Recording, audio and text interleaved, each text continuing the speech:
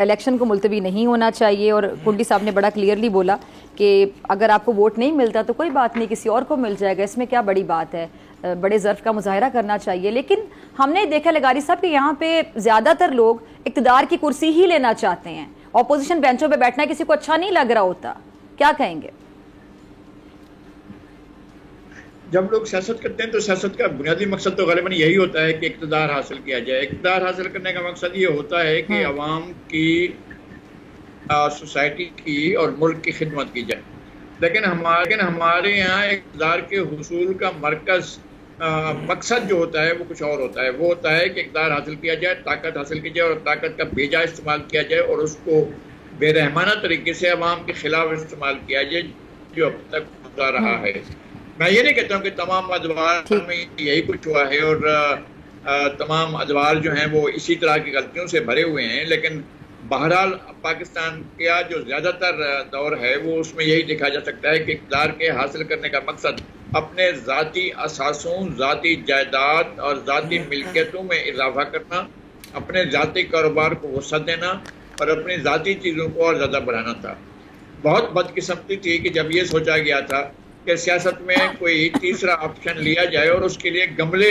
बनाए गए और पनीरियां लगाई गई और उस गमले और पनीरियों के नतीजे में जो कुछ आई वो इतनी जहरीली फसल थी कि जैसे काटते हुए खुद उनके हाथ जल रहे थे जिन्होंने वो फसल काश्त की थी। और आखिर में तो ऐसा खतरनाक हुआ है जो सियासी अमल के लिए बहुत ज़्यादा खतरनाक हो चुका था। इतना खतरनाक हुआ कि फिर आकर उसने खुद अपने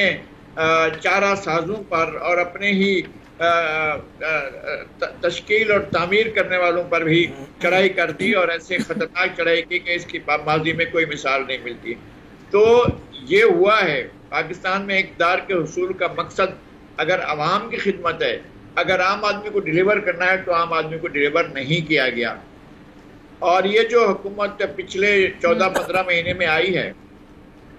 इसके लिए तो अजीबोगरीब सूरत हाल थी। अजीबोगरीब सूरत हाल ये थी कि अगर ना आते तो क्या होता और आ गए तो क्या हुआ है। अगर आ गए हैं तो ये हुआ है कि अपनी मकबूलियत या अपनी आवाम के अंदर जो कबूल होना है, अपनी कबूलियत को वो कम कर चुके हैं और बहुत बड़ा सवाल निशान होगा जो हुकूमत में शामिल रहे हैं। लेकिन सेकंड ऑप्शन के तौर पर जो कुव्वत हो सकती थी उसने बदकिस्मती से ऐसे इक़दाम किए पहले ही, यानी ये नहीं कि ये 9 मई का वाक़या, 9 मई से पहले पिछले साल जब आपके खिलाफ तहरीक अदम एतमाद कामयाब हुई है तो उसी वक्त ऐलान किया गया कि हम असम्बली में नहीं हैं। और जहां 100 से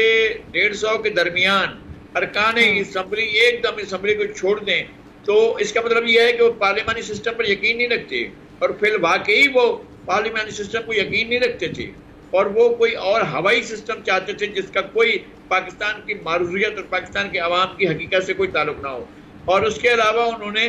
फिर जो 2 हुकूमतें अपनी मौजूद थी उन हुकूमतों को जिस तरह से ख़त्म किया वो सासी नाबालिग होने का सबसे बड़ा सबूत ये था कि वो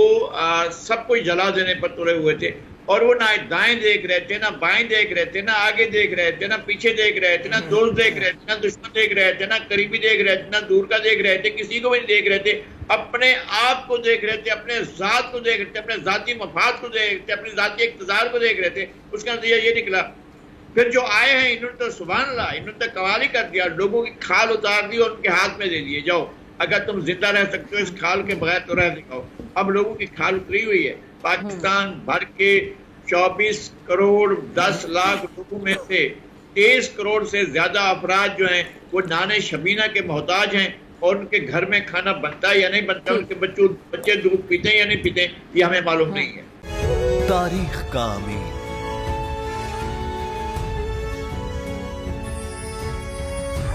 आजादी की अलामत,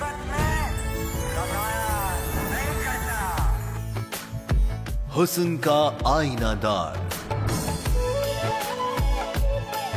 फिक्र नजरिए की अक्कास,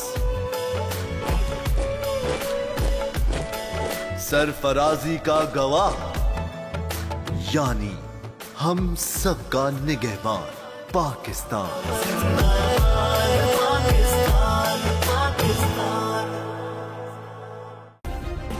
सब्सक्राइब करें और बेल दबाएं ताकि कोई खबर रह न जाए।